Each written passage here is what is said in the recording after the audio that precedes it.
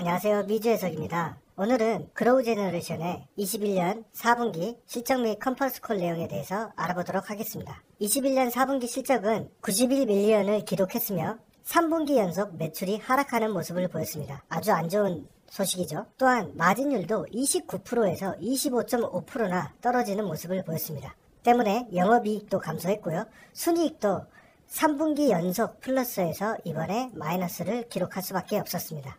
그래서 분기별로는 마이너스 21% 역성장했고요. 연간 실적으로 봤을 때는 그래도 46% 성장한 모습이었습니다.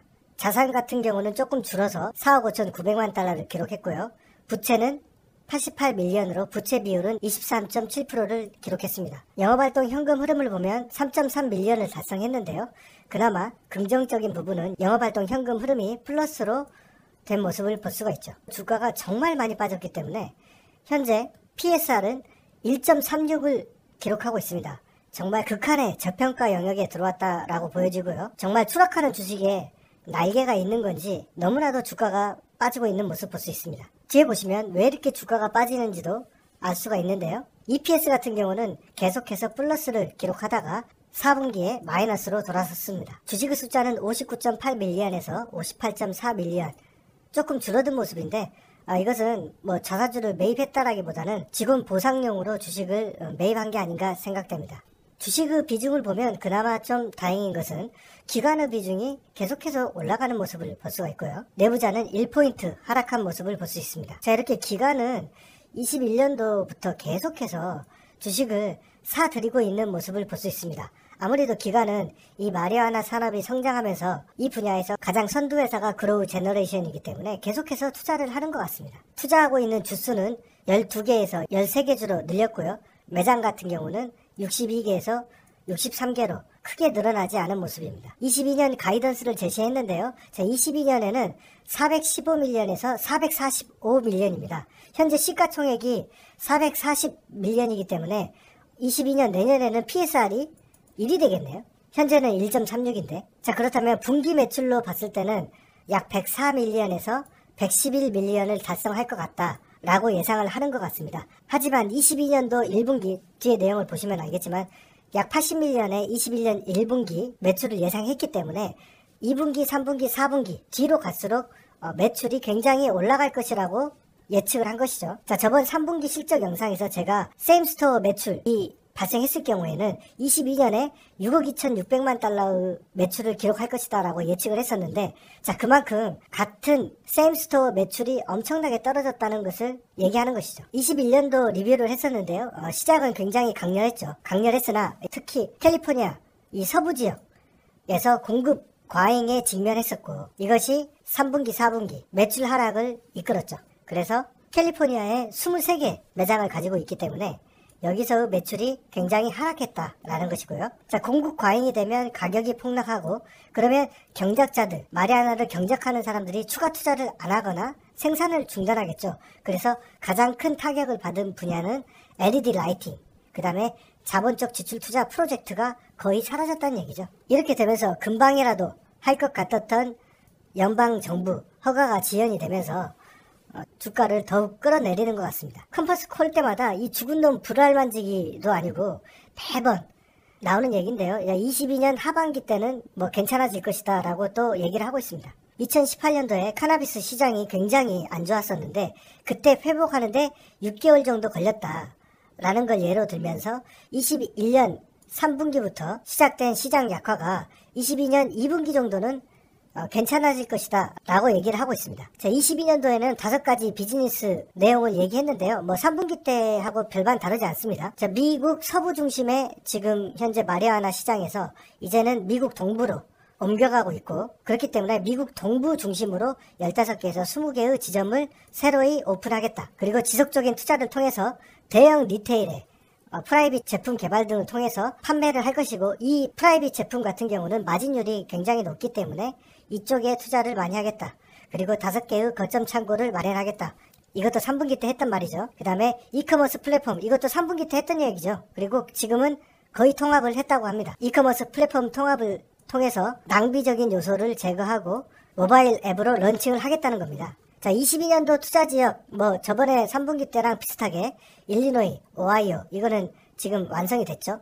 그리고 버지니아, 뉴저지, 그리고 뉴욕, 이렇게 동부 중심으로 투자를 늘릴 것이고, 이쪽에는 경작자들이 그렇게 많지가 않기 때문에 앞으로 이쪽의 경작자가 늘어날 것이다. 그래서 그로우 제너레이션이 그들에게 서포트를 함으로써 매출을 늘리겠다라는 게 투자 전략이죠.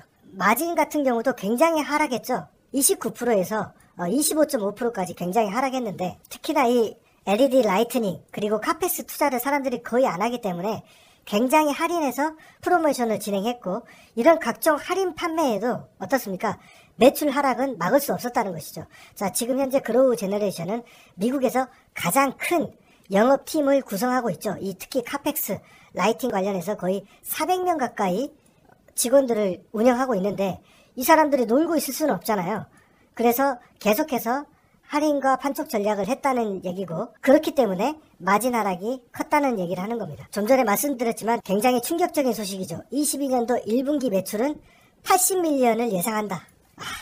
그렇다면은 그로우 제너레이션은 4분기 연속 매출이 하락하는 그런 모습을 보여줄 것이다. 자, 그렇기 때문에 그로우 제너레이션을 단기적으로 투자하는 분이라면 빨리 도망가는 게 정답인 것 같고요. Q1 발표 이후에는 이 마리화나 시장의 성장을 기대하는 이런 찐주주들만 남지 않을까, 그렇게 생각합니다. 하지만 사장은 22년도 하반기부터는 강력히 매출이 상승할 것이라고 예상하고 있는데요. 예를 들면 미시시피 같은 경우에는 22년도 하반기에 정부에서 경작자 라이센싱을 수백 개를 발행할 것이다.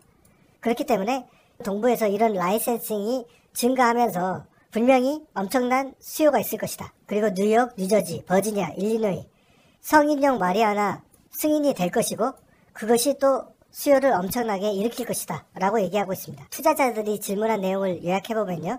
자, 이렇게 마리아나 시장이 침체되는데 15개 이상 매장을 늘리는 게 합리적인 결정이냐라고 물어봤습니다.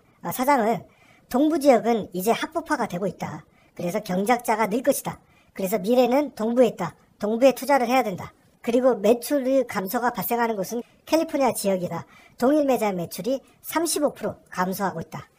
정말 너무 안 좋은 소식이죠. 자, 그래서 웨스트 지역의 공급 과잉 문제 어떻게 보는지 얘기해달라고 했는데요. 지금 3월 현재 마리아나 가격이 안정되기 시작했고, 일부는 조금씩 오르는 모습을 보고 있다. 캘리포니아는 세계에서 가장 큰 마리아나 시장이다. 2018년도에도 이렇게 침체되는 모습이 있었으나 분명히 6개월 후에는 리바운드 됨을 볼 수 있었다. 지금 현상도 그때와 똑같다 라고 생각하기 때문에 자신감이 굉장히 있는 모습을 보여줬고요. 캘리포니아에 현재 23개의 매장이 있는데, 이렇게 매출이 줄으면 매장을 좀 폐쇄해야 되는 게 아니냐라고 물어봤습니다. 캘리포니아 매출이 35% 정도 줄었어도 돈은 잘 벌고 있다. 왜냐면은 21년도에 60% 성장했잖아요. 60% 성장했다가 지금 30%로 줄어든 거니까 뭐 문을 닫아야 될 정도는 아니다 라고 얘기하는 것이고, 마리아나 시장은 현재 20에서 25빌리언 시장이지만 2030년에는 100빌리언 시장이 될 것이다. 그렇기 때문에 우리는 매장을 줄일 수도 있겠지만 현재 아주 좋은 위치에 있기 때문에 우리 회사가 이 분야에서 최고이기 때문에 캘리포니아 매장을 줄일 생각은 별로 없는 것 같습니다. 그로우 제너레이션은 2018년도에 겨우 30밀리언 매출 회사에서 지금 422밀리언, 거의 9배 성장한 거죠. 그것도 거의 3년 만에 9배 성장한 것이다. 그렇기 때문에 이 시장은 계속해서 성장하는 시장이고, 분명히 22년 하반기에는 성장을 볼 것이다 라고 얘기하고 있습니다. 자, 그래서 컨퍼런스 콜 내용을 요약해보면요. 자, 3분기 연속 매출 하락했고요. 서부 지역의 공급 과잉 문제로 동일 매장 매출은 35%나 감소하는 모습이었습니다. 때문에 22년 1분기 때는 거의 최악의 매출을 기록할 것으로 보이며, 그렇기 때문에 이 주식에 대해서 빨리 도망갈 것인지 계속 할 것인지 스스로 결정해야 될 것 같고요. 하반기에는 동부 지역을 중심으로 경작자가 늘어나기 때문에 카펙스 투자가 분명히 늘 수밖에 없고, 그로우 제너레이션이 이 분야의 최고 회사이기 때문에 매출이 굉장히 늘어날 것이다. 그리고 22년 하반기에 분명히 연방정부 허가가 날 것이다. 그만 좀 우려먹었으면 좋겠습니다. 하지만 주가가 굉장히 많이 빠졌기 때문에 여전히 PSI 기준으로는 매력적인 구간이라고 볼 수 있고요. 한 가지 확실한 것은 마리아나 시장이 성장하는 만큼 이 그로우 제너레이션도 성장할 수밖에 없을 것입니다. 어떻습니까? 그로우 제너레이션 미래는 우리는 알 수가 없습니다. 하지만 저는 개인적으로 이 컨퍼런스 콜 내용이나 3분기 실적 내용을 봤을 때는 지금 시점이 보릿고개가 아닌가 싶고요. 그렇기 때문에 장기적 투자 관점에서 본다면은 이 회사는 분명히 클 수밖에 없는 회사가 아닌가 그렇게 생각하고요. 제가 그로우 제너레이션을 처음에 3% 비중으로 투자를 했는데 제가 저번 영상에서 1%로 축소하겠다라고 얘기를 했는데 사실은 주가가 너무 빠져가지고 자기가 알아서 비중이 줄어드는 모습이죠. 자, 그냥 알아서 비중이 줄어든 것 뿐입니다. 그래서 구독자분들 오해하지 않았으면 좋겠고요. 언제나 투자는 자기 스스로 결정하는 고독함과 외로움의 싸움이죠. 자, 그렇기 때문에 나는 외로움에 강하다라고 한다면은 그로우 제너레이션을 장기적인 관점에서 보고 투자를 해도 문제가 없을 것 같고, 하지만 당장 1, 2년 어떤 성과를 보고 싶다면은 이 주식은 투자하면 안 될 것 같습니다. 네, 제가 준비한 영상은 여기까지고요. 구독자 여러분들도 행복한 하루 되십시오. 감사합니다.